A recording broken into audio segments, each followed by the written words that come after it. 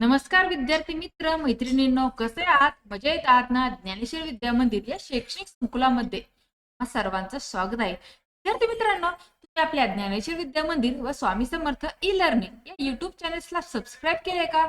जर सबस्क्राईब नसेल केलं तर लगेच सबस्क्राईब करून घ्या. सबस्क्राईब समोर जे नोटिफिकेशन आहे त्याला हिट करा, जेणेकरून आपल्या चॅनलवरती अपलोड होणारे नवनवीन शैक्षणिक व्हिडिओ तुम्हाला पाहायला मिळतील. विद्यार्थी मित्रांनो, आज आपण पाहणार आहोत सावित्रीबाई फुले जयंती विशेष भाषण, तेही 20 ओळींचं.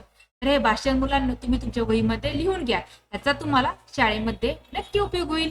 चला पाहूयात सावित्रीबाई फुले यांच्या विषयीचं भाषण, तेही 20 ओळींचं. आज आपण सर्वजण थोर समाज सुधारिका सावित्रीबाई फुले जयंती साजरी करण्यासाठी एकत्र आलो आहोत. आपण सर्वजण थोर समाज सुधारिका सावित्रीबाई फुले जयंती साजरी करण्यासाठी एकत्र आलो आहोत.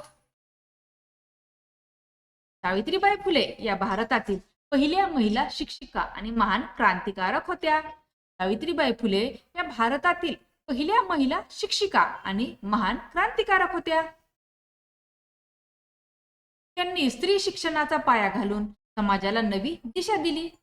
स्त्री शिक्षणाचा पाया घालून समाजाला नवी दिशा दिली. त्या काळात शिक्षण घेणे स्त्रियांसाठी कठीण असताना त्यांनी धैर्याने पाऊल पुढे टाकले. त्या काळात शिक्षण घेणे स्त्रियांसाठी कठीण असताना त्यांनी धैर्याने पाऊल पुढे टाकले. महात्मा ज्योतिराव फुले यांच्या सोबत त्यांनी मुलींसाठी पहिली शाळा सुरू केली. महात्मा ज्योतिराव फुले यांच्या सोबत त्यांनी मुलींसाठी पहिली शाळा सुरू केली. शिक्षण हेच समाज परिवर्तनाचे खरे साधन आहे हे त्यांनी सिद्ध केले. शिक्षण हेच समाज परिवर्तनाचे खरे साधन आहे हे त्यांनी सिद्ध केले.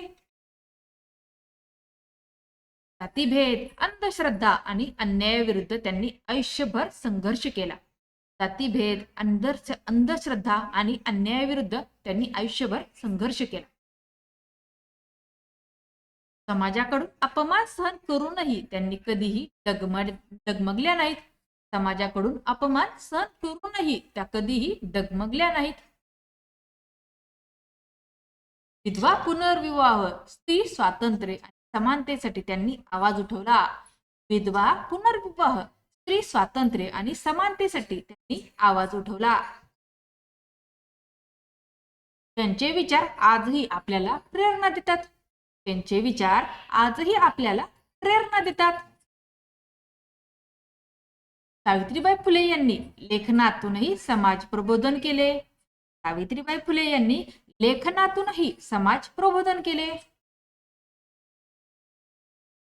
त्यांच्या कवितांमधून अन्यायाविरुद्धची ज्वाला दिसून येते. त्यांच्या कवितांमधूनही अन्यायाविरुद्धची ज्वाला दिसून येते. त्यांनी शिक्षणाचा दिवा घराघरात पोहोचवला. त्यांनी शिक्षणाचा दिवा घराघरात पोहोचवला. आजच्या विद्यार्थ्यांनी त्यांचा आदर्श डोळ्यासमोर ठेवावा.